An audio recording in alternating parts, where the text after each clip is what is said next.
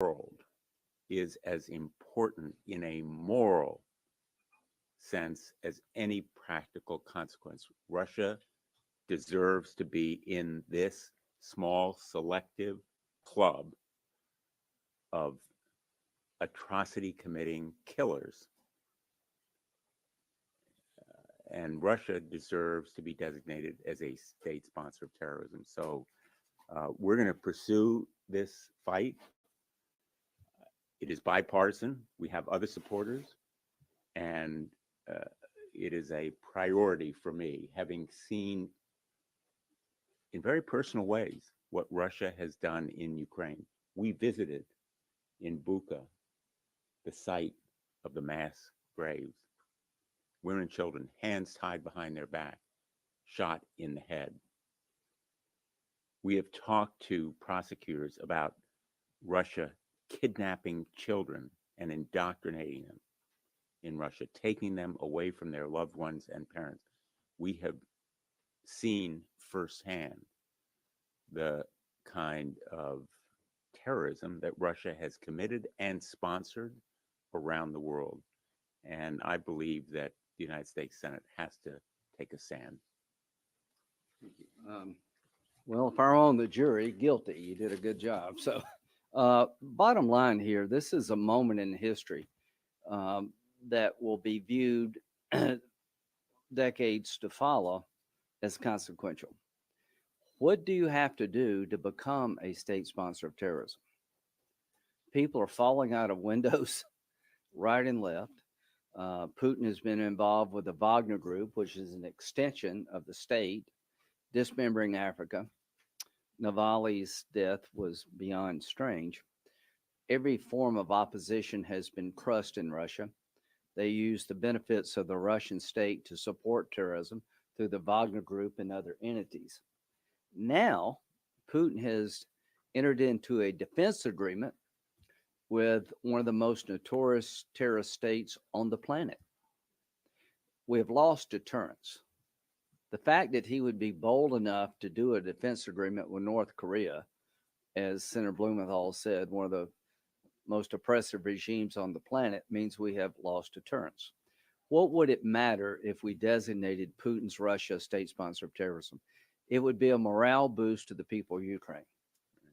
It would make Russia even more of a pariah state. That if you wanted to do business with Russia after we make them a state sponsor of terrorism, you do so at your own peril.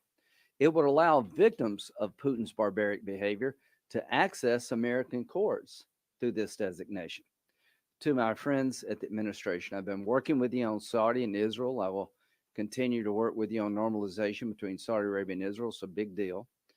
But if you worry about being too provocative regarding Russia, stop worrying. Stop worrying. You're not too provocative. We need to up our game when it comes to Russia. And the last really tool in the toolbox that we can use is a designation of making Russia a state sponsor of terrorism. I think there are only 7 nations in the world that have this designation, and it does matter. It matters a lot. So I would urge Senate leadership to bring this bill to the floor for a vote. We've made Cuba a state sponsor of terrorism. We've engaged with Cuba. It doesn't mean you can't engage. It just means that they wear a label well deserved. Syria, Iran, Cuba, North Korea, and now Russia. So I just end with this. Of all the people I've worked with on national security, Senator Blumenthal has been very consistent. He's a proud Democrat, but when it comes to standing up for democracy, when it comes to standing up to thugs, he's really second to none. I have a pending arrest warrant in Russia. I don't know how they missed you. You make me look like a choir boy. So the bottom line is we're not giving up. We're going to insist on a vote. The best thing we could do, I think, to shape the future is to label Putin a terrorist leader, because he is. This would have enormous benefit in Ukraine, I think. So I look forward to being able to have a vote on our bill. And I want to just say about Senator Graham, he's not only been consistent, he's been passionate and inspiring in a way that John McCain was consistent and inspiring. I often think of John McCain at this moment and what he would think about a bipartisan partnership on this issue. And for everybody in this room, think about what Russia has done to its journalists. If there were no other reason to cite the persecution of American journalists and journalists worldwide by Vladimir Putin and the Russian state, that would be my Exhibit B. Yeah. Exhibit A is the partnership between Kim and Putin marching literally together, their country signing a military partnership hostile to the United States, hostile to peace and liberty and justice around the world. You know, it's time for the Senate to take this stand. Amen. Any questions? Yep. Senator Ball, have you spoken with the Biden administration about this, work with some of the text or anything like that? I know the TikTok bill, for example, the way the House worked that out, that was successful because they worked with the on the wording. You guys worked with the administration on the wording of this at all? I've talked to the administration about this resolution. They are certainly sympathetic to the goals. We've worked on some specifics. We're going to continue to work with them. But I think it's time now for us to move forward. And they understand that we may have differences of approach or opinion, and I think they respect us for what we're trying to do. If I could just add, he's worked with the State Department. I've worked with the State Department. We're not trying, I don't think we're being provocative by labeling Putin a state sponsor of terrorism. I think we're being rational. I think the designation is earned and would matter. But after the defense agreement between North Korea and Russia, it is time for us to push back. Now is the moment, above all other moments. So I would urge the administration, given what Putin has done yesterday, let's go all in designating his regime for what it is, a state sponsor of terrorism. Here's a general rule. Anybody that does a defense agreement with North Korea should be a state sponsor of terrorism. Have you guys heard from the administration that this might be provocative? No. Two questions for both of you. First, will you try to bring this up by unanimous consent if you can't get leadership to promise to vote? And second, are you both attending Netanyahu's address next month? I will be at Netanyahu's address, and I think we would be prepared to seek unanimous consent, but our preference would be to move forward in regular order and give the Senate a chance to vote on it as a whole. My hope is that time would permit it, but I think there is an urgency here that might prompt us to seek unanimous consent. What he said. Thank you. Are there specific sanctions that would kick in with this designation that are not currently in place right now? And second question is, we heard Putin in North Korea say that he supports North Korea's ability to enhance their own defense capabilities. Did you take that as an explicit endorsement of their nuclear program? I think it is an endorsement of their nuclear program.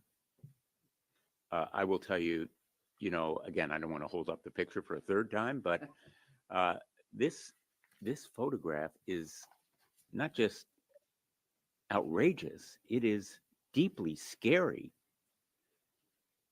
because it signals cooperation not only against Ukraine, but against the United States.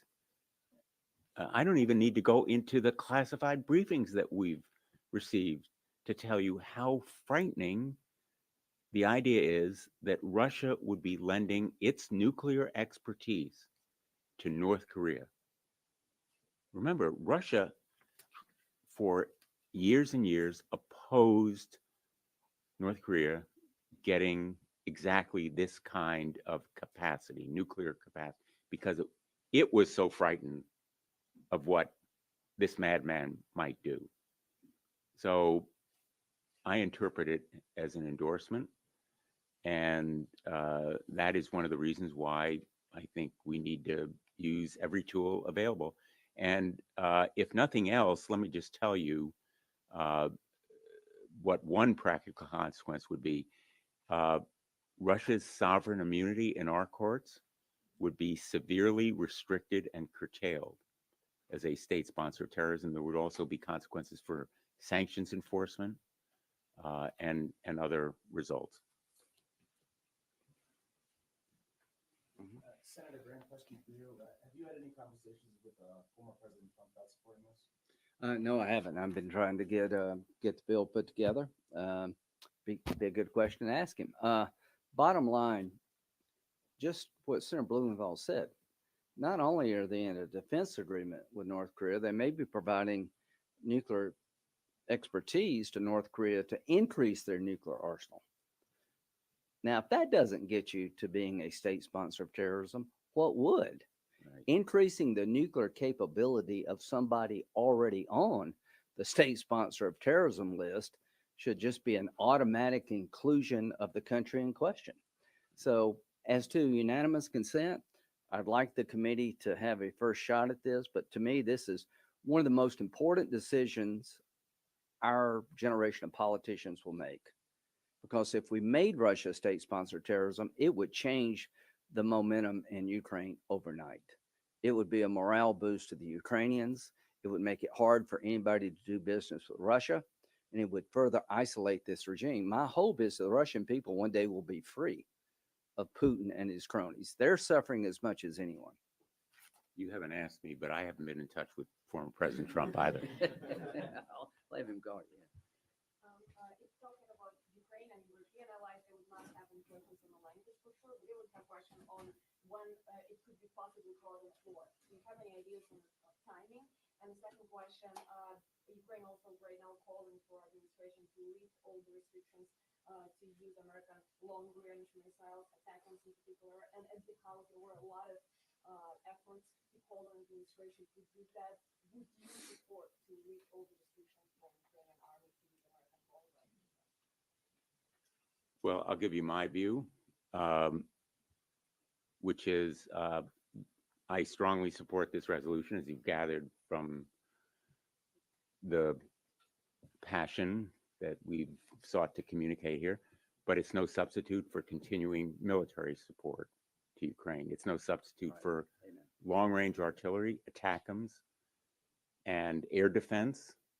In very practical, strategic terms, we need to heighten our military support during this absolutely critical time for Ukraine as it seeks to defend itself against a Russian counteroffensive and prepare for its own military action, hopefully early in 2025. And we should permit very explicitly Ukraine to attack targets in Russian-controlled territory that may be behind the lines. I've endorsed for some time the authority that Ukraine needs to attack Russian command centers, supply depots, just as they are attacking infrastructure in Ukraine. And we need to give Ukraine that authority for longer range targets. I think Senator Bloom, let's go real quick. We'll take one more question. But to answer, we're trying to open up another front. What have we learned? Putin could care less about how many Russians die in his misadventure. You could just kill young Russians in perpetuity. I don't think it changes the behavior. But intel tells us that he does care about his money and his ill-gotten gain. The Repo Act, where we're going after sovereign wealth assets of Russia Right. to try to seize them to help the victim of Ukraine, is having an effect. This would open up yet another front. If we made Russia a state sponsor of terrorism, it opens them up to litigation in American courts. It makes it harder for anybody to help him. To me, this summer and fall should be about more military capability, and it should be also about more aggressive action toward their economy and the way they do business in We'll Russia. take one more question. When the deal might be brought on the floor? Like, do you see any ideas when? Will it take months or 2 or 3? I think predictions on time are pretty hazardous around the United States Senate.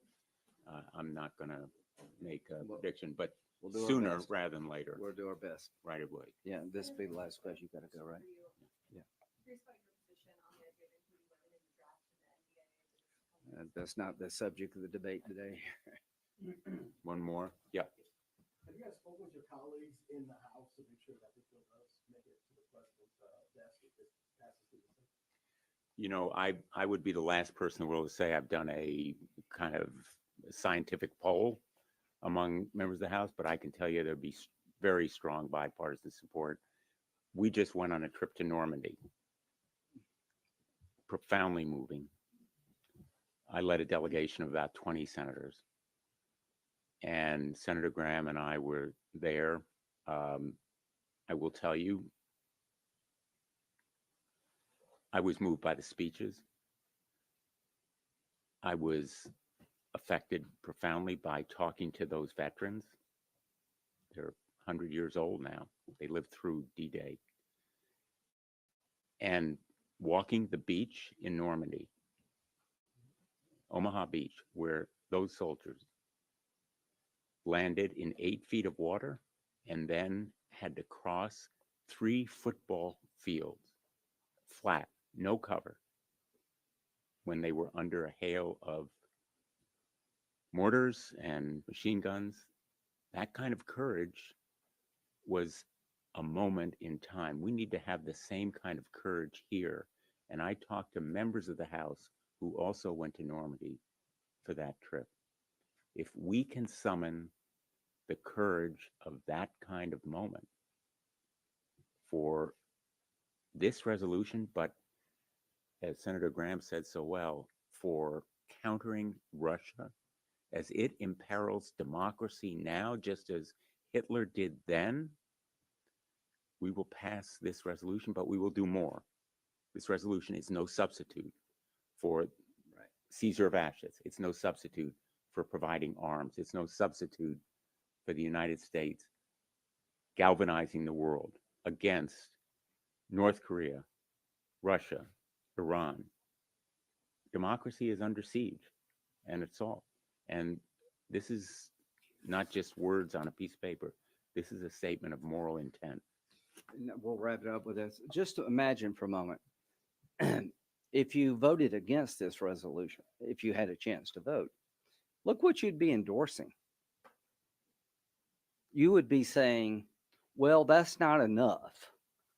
The dismembering of a sovereign nation, the mass rape of women, the kidnapping of children, providing nuclear capability to North Korea, for God's sake, the dismemberment of countries in Africa, on and on and on. So I know Representative McCall is very interested in this, but I would say to any member of the House and the Senate, if you give Russia a pass here, given all Putin has done, then we've lost deterrence.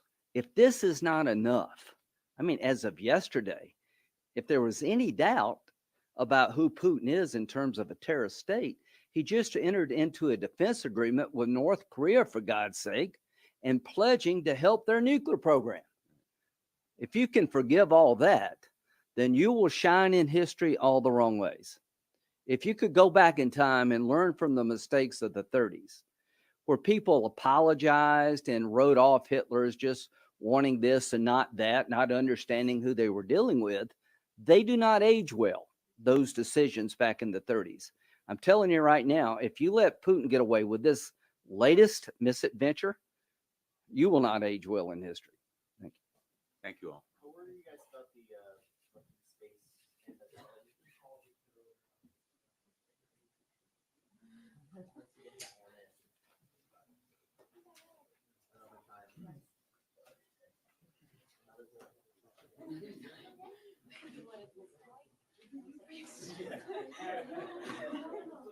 Comment on that. Well, we won't have that.